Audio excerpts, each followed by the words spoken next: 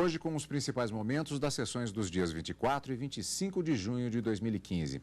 Karina, nós tivemos sessões, uma característica que foi a sessão da quarta-feira, que foi essencialmente matéria penal, e sessões nas quais nós tivemos decisões tomadas, mas também destacaríamos, eu creio, alguns julgamentos que não foram encerrados ainda, tiveram a sua continuidade ou foram iniciados, mas que são temas de destaque também. Dois grandes temas. O da quarta-feira, se o tráfico de entorpecentes, ele deve ser considerado tráfico privilegiado de entorpecentes, que é aquele que possui uma causa de diminuição da pena em razão das condições que forem realizados, se ele deve ser considerado como crime hediondo ou não. Sendo considerado como crime hediondo, algumas consequências decorrem dessa característica, como, por exemplo, a impossibilidade de concessão de graça, de anistia, de indulto em relação a esse tráfico realizado. Ou se ele não deve ser considerado crime hediondo e possibilitar, inclusive,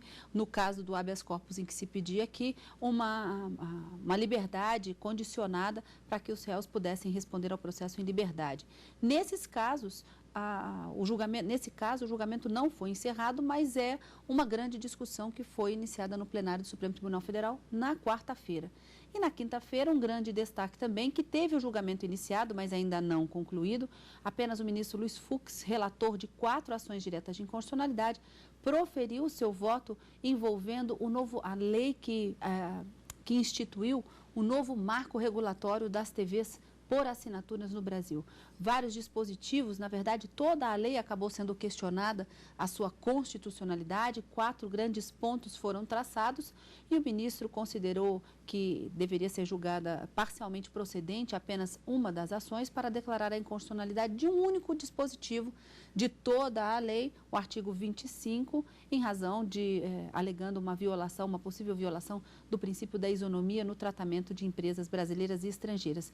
Mas o julgamento foi interrompido porque, inclusive, quando do início desse julgamento, o ministro Luiz Fux falou, veja, após a prolação do meu voto e a distribuição do voto para todos os demais ministros, ele disse que talvez o mês de julho, agora, quando o judiciário entra num recesso, pelo menos tribunais superiores, os ministros poderiam avaliar e estudar melhor o voto do ministro Luiz Fux para quando do retorno dos trabalhos no segundo semestre, esse tema retornasse ao plenário do Supremo Tribunal Federal para a continuidade do julgamento, a partir das premissas que o ministro acabou levantando e tecendo no seu próprio voto.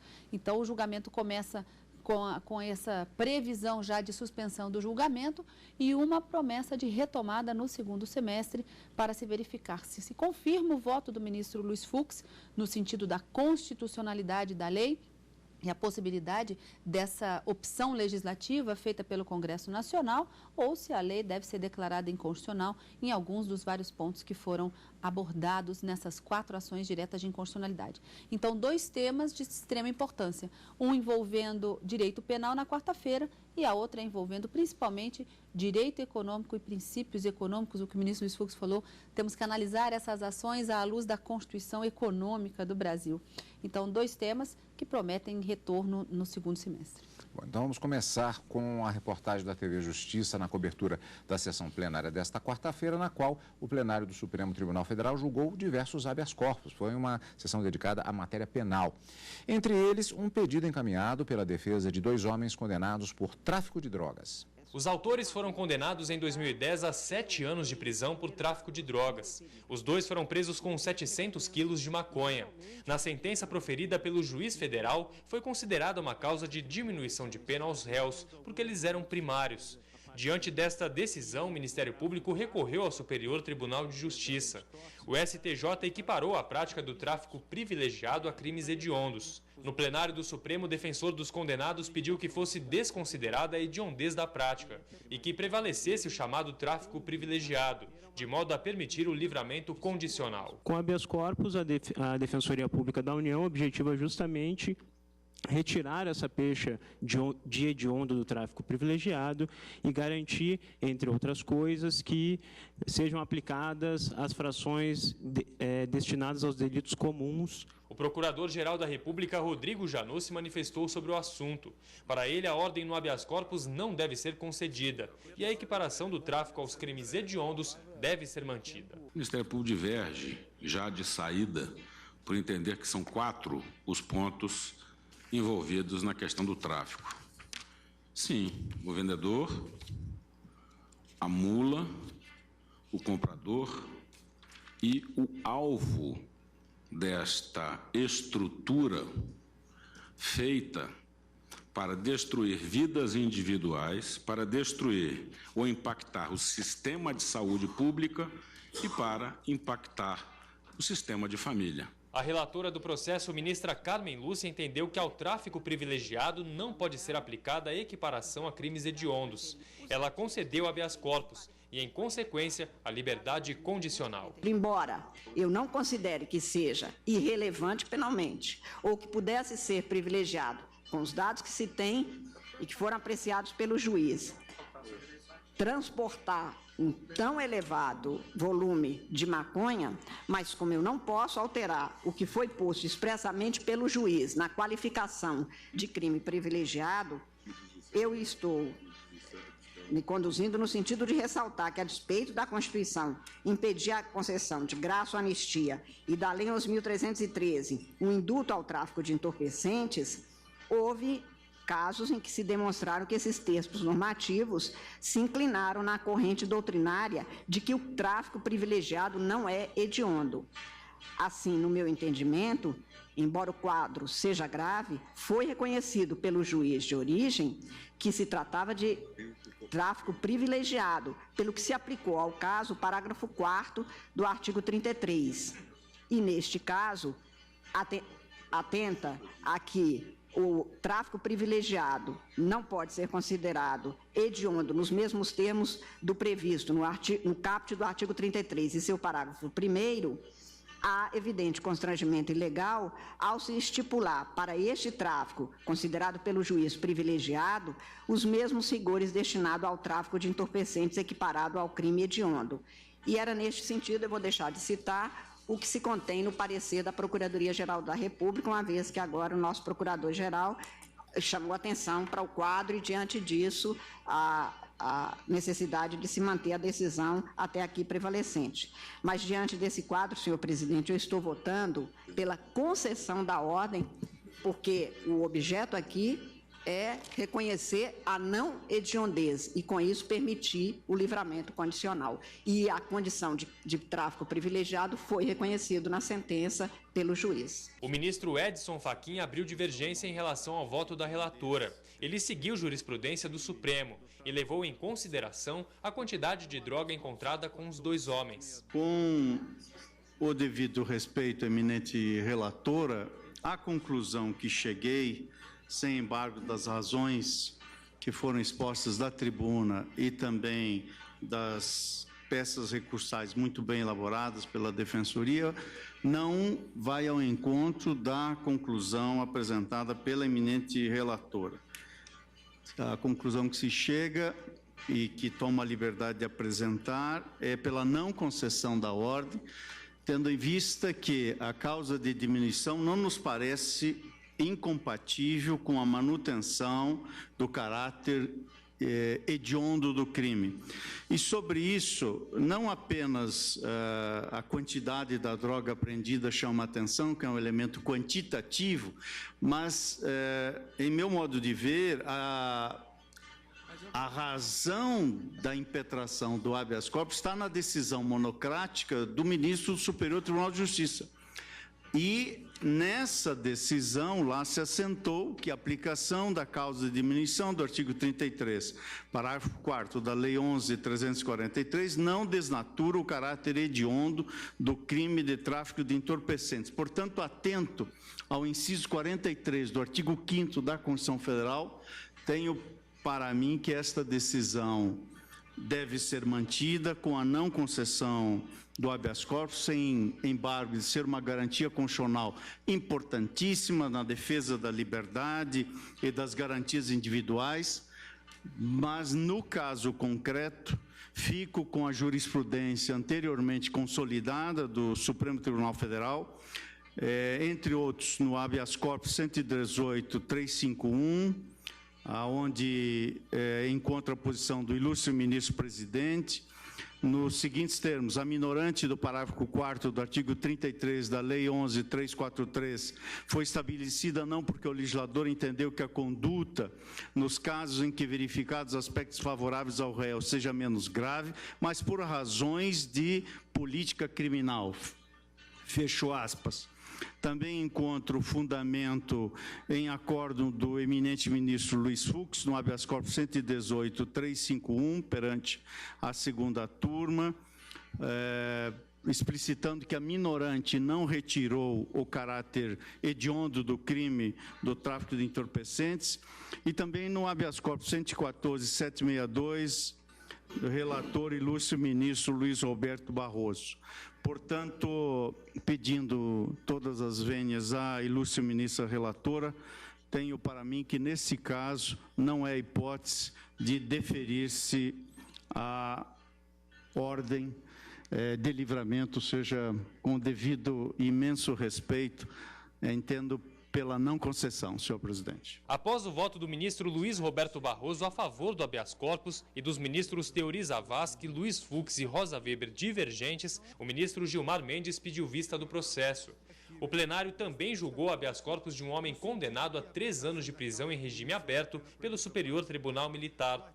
Após recurso, a pena foi reduzida por maioria para 2 anos e 7 meses. Mas, ao tentar entrar com embargos infringentes para considerar 2 votos vencidos que reduziriam a pena para 2 anos, o pedido foi negado. O motivo, segundo a STM, seria um artigo no regimento do próprio tribunal de que os embargos seriam aceitos apenas se houvesse, no mínimo, 4 votos divergentes. Argumentos contestados pela defesa do condenado. A Defensoria Pública não pode concordar que um regimento interno altere uma lei formal, portanto aprovada pelo Congresso Nacional, que institui a possibilidade de manejar o recurso de forma mais simples, portanto mais benéfica aos acusados, do que uma norma mais gravosa, sem caráter de lei, que prejudica o réu no manejo de recursos para melhorar a sua situação processual. Por unanimidade, acompanhando o voto do relator ministro Dias Toffoli, os ministros concederam habeas corpus, declarando inconstitucional o artigo presente no regimento interno, e determinaram que o STM aceite os embargos infringentes e proceda ao julgamento. Eu estou, em resumo, dizendo que o legislador não pode se imiscuir em matéria reservada ao regimento interno dos tribunais.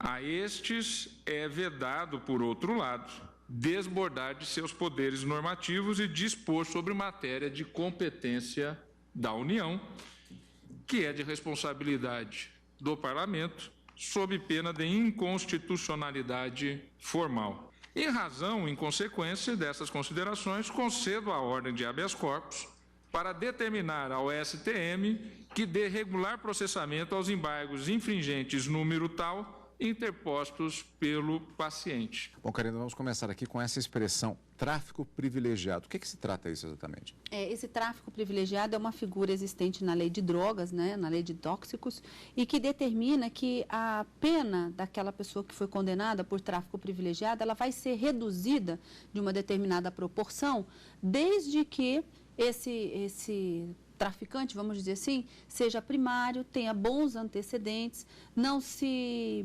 envolva com atividades criminosas e nem esteja envolvido em organizações criminosas. Então, quais são as consequências de se considerar esse tráfico privilegiado como não sendo um crime hediondo? Nesse habeas corpus, eles buscavam o livramento condicional e sendo considerado um crime hediondo, o início do cumprimento da pena deve ser feito no regime fechado, de acordo com a lei dos crimes hediondos. Como eu disse anteriormente, são crimes, os crimes hediondos, eles não são suscetíveis de graça, de anistia e nem muito menos de indulto. Então, haveria toda uma consequência, se esse habeas corpus for concedido à ordem pelo Supremo Tribunal Federal, o afastamento dessa característica de hediondez desse tráfico privilegiado acaba acarretando benefícios para esses réus que foram condenados por tráfico privilegiado. O julgamento, como a gente pôde observar, ele foi interrompido em razão do pedido de vista do ministro Gilmar Mendes e nós temos uma votação até agora no sentido de se ter uma maioria formada de 4 votos dos ministros que já votaram, no sentido de que, mesmo sendo tráfico privilegiado, a característica de ser um crime hediondo não estaria afastada em razão dessa possibilidade de diminuição da pena. Apenas a ministra Carmen Lúcia, que é a relatora do habeas corpus, e o ministro Luiz Roberto Barroso, é que afastaram a hediondez desse tipo de crime. Mas o julgamento deve ser retomado com o voto do ministro Gilmar Mendes e vamos aguardar que isso aconteça em breve, já que essa é uma discussão que já vem se arrastando no Supremo Tribunal Federal, já vem sendo pautada várias vezes e nessa semana houve o início do julgamento aqui no plenário do Supremo Tribunal Federal. E além desses 2 temas que foram julgados, desses 2 habeas corpus que foram julgados na quarta-feira, outros 2 também acabaram sendo apregoados e de forma conjunta, mas na sessão de quarta-feira uma situação interessante acabou acontecendo. No finalzinho do ano passado, os ministros acabaram firmando o entendimento no plenário do Supremo Tribunal Federal, em sede de recurso extraordinário com repercussão geral reconhecida, que o fato de uma pessoa responder a vários inquéritos policiais, ser indiciado em vários inquéritos policiais, ou estar respondendo a ações penais que ainda não foram finalizadas, que ainda não ocorreu o que a gente chama de trânsito em julgado, esses fatores não podem ser levados em consideração pelo juiz no momento do cálculo e da fixação da pena como maus antecedentes. Então, essa foi uma decisão tomada no plenário do Supremo Tribunal Federal no finalzinho do ano passado. 2 habeas corpus foram julgados nessa semana e foram trazidos pelo ministro Teori Zavascki para apresentação do voto vista, justamente porque ele disse esses 2 habeas corpus estavam aguardando o resultado daquele recurso extraordinário com repercussão geral reconhecida para que a gente pudesse decidi-lo. E uma discussão acabou tomando o plenário no finalzinho da sessão de quarta-feira, porque a ministra Carmen Lúcia e um outro ministro, o ministro Luiz Fux, acabaram divergindo do entendimento que havia sido firmado no ano passado. E os ministros acabaram decidindo, em razão do princípio da colegialidade, aplicar a tese firmada anteriormente. Qual foi o argumento da ministra Carmen? Para a ministra Carmen Lúcia, essas decisões e essas teses firmadas no plenário do Supremo Tribunal Federal, ainda que em sede de recurso extraordinário, não vinculam o plenário do Supremo, apenas as turmas que deveriam aplicar aquele entendimento. Não impedindo, portanto, que, uma vez retornado o assunto ao plenário do Supremo, a matéria não possa ser rediscutida e ser decidida de forma diferente. E aí, portanto, ela manteve o entendimento dela de que poderiam ser considerados, sim, ao contrário do que o plenário já havia decidido. Mas nesses 2 habeas corpus, eles acabaram concedendo a ordem, aplicando o entendimento já firmado pela Corte e com uma promessa de que esse tema pode voltar a ser rediscutido, não é, em uma outra circunstância. Mas na sessão de quarta-feira, mantido o entendimento de que responder a inquéritos policiais ou ações penais que ainda não transitarem em julgado, não podem servir, esses dados não podem servir como maus antecedentes para o juiz no momento da fixação da pena. Foi um processo, inclusive, foi um debate, melhor dizendo, nesses processos, bastante interessante na sessão plenária desta quarta-feira e, como bem disse a Karina, o tema com certeza voltará ao plenário do Supremo Tribunal Federal. E na sessão plenária desta quinta-feira, ações diretas de inconstitucionalidade, questionaram lei de 2011, que regulamenta as TVs por assinatura. Segundo o Partido Democratas e outras entidades, a norma viola a Constituição. Um dos principais pontos é que a lei teria transformado a Ancine em uma espécie de reguladora das atividades de comunicação privadas não sujeitas à autorização pública. Os serviços prestados pelas TVs a cabo são uma atividade privada de geração de conteúdo.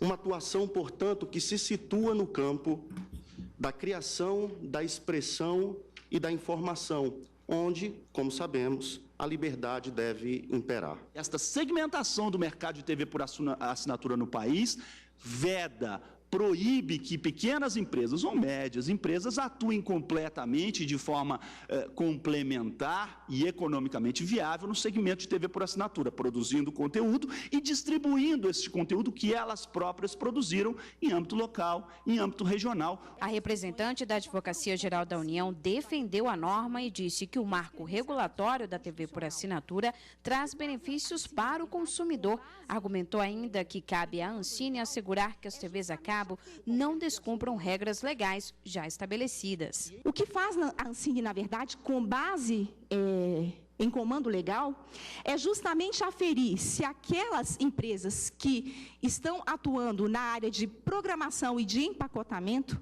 se essas empresas estão obedecendo estritamente às exigências legais, em especial a obrigação relacionada às cotas.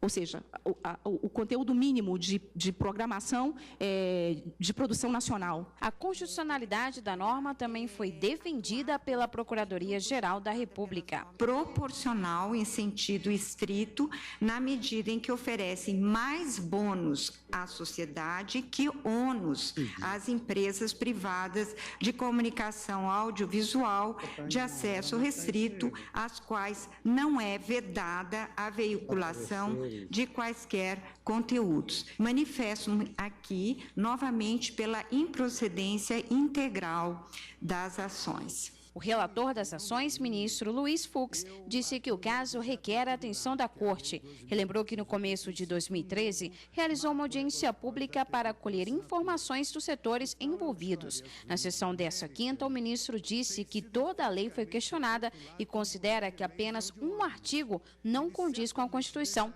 O dispositivo considerado inconstitucional trata da oferta de canais com publicidades e serviços direcionados ao público brasileiro, com veiculação contratada no exterior, sendo permitido somente por meio de agência nacional. O ministro considerou ainda a legalidade da atribuição da Ancine em fiscalizar as TVs a cabo. Esse desafio que se coloca perante a Corte de conciliar valores democráticos republicanos, especificamente a existência do efetivo controle judicial dos atos estatais, com os riscos associados à intervenção judiciária sobre os marcos regulatórios deferidos por quem de direito? O Poder Legislativo. Pretendeu o legislador apenas redefinir o marco regulatório da TV por assinatura no país, estabelecendo amplas e profundas mudanças do setor. Tal iniciativa normativa ampara-se, em primeiro lugar, na competência da União para legislar sobre telecomunicações. O julgamento foi suspenso e vai retornar no próximo semestre com os votos dos demais ministros. Dados da Agência Nacional de Telecomunicações, a Anatel, apontam que em 2013, mais de 56 milhões de brasileiros utilizavam serviços de TV por assinatura. O número representa uma média de 3,2 pessoas por domicílio. No ano passado, foram quase 20 milhões de acessos de TV a cabo. O longo voto do ministro Luiz Fux, são 119 páginas. Ele, inclusive, apresentou uma versão resumida, de certa forma, até porque o voto foi encaminhado aos gabinetes para que os ministros tomassem ciência já previamente e para que possam estudar esse voto para a expectativa da votação quando ela acontecer. Foi bastante explanado, é um tema complexo, por isso, inclusive, a interrupção, porque há o entendimento de que isso deve se estender durante algum tempo nas próximas sessões, quando for iniciado esse julgamento, e vários tópicos foram abordados pelo ministro. Inclusive, Karina, houve uma alegação de inconstitucionalidade formal, que foi rebatida pelo ministro. Mas antes de falar dessa inconstitucionalidade formal, Cadu, a gente, assistindo à sessão plenária, acompanhando na íntegra, eu me lembro que o voto do ministro Luiz Fux, ele foi realmente muito mais rápido e célere do que efetivamente poderia ser, mais extenso em razão da complexidade do tema. E eu me lembro dele dizer assim, eu tenho inclusive aqui os dispositivos da lei, os senhores querem que eu leia? E o ministro, Celso de Mello, decano, imediatamente disse, não precisa de ler. Justamente porque todos os ministros tinham em mãos o voto que já havia sido anteriormente distribuído pelo ministro Luiz Fux. Mas essa observação à parte, que foi bastante própria até do ministro Celso de Mello, e que acabou dando uma dinâmica muito maior no voto do ministro Luiz Fux, dentre as várias alegações de inconstitucionalidades da lei que o ministro foi rebatendo em tópicos no seu voto, havia uma arguição de inconstitucionalidade formal, inclusive, dessa lei da TV por assinatura, desse novo marco regulatório, alegando no sentido de que a iniciativa da propositura do projeto de lei teria partido de um parlamentar ou de parlamentares, quando, na verdade, deveria partir do presidente da República, do Poder Executivo.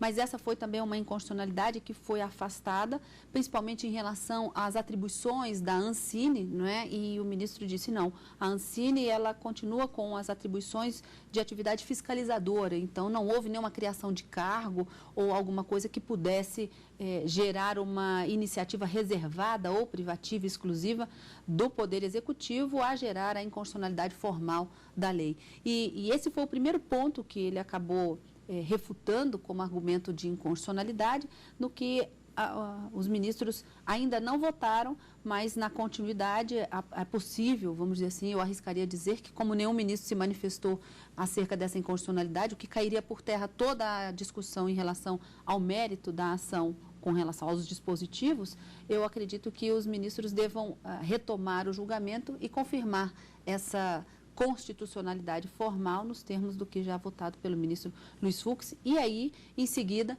analisar todos os artigos que foram arguídos em relação à Constituição Federal. Mas, como a gente disse, esse é um julgamento que promete um retorno ao plenário do Supremo Tribunal Federal no segundo semestre, já que os demais ministros terão agora o mês de julho para poder analisar melhor todos esses pontos.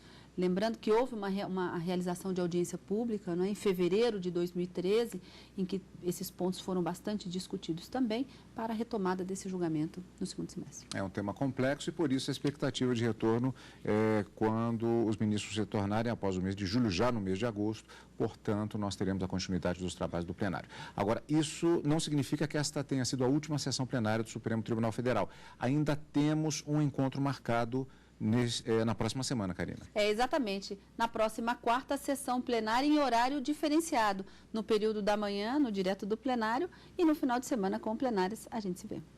Obrigado pela companhia e continue conosco na TV Justiça.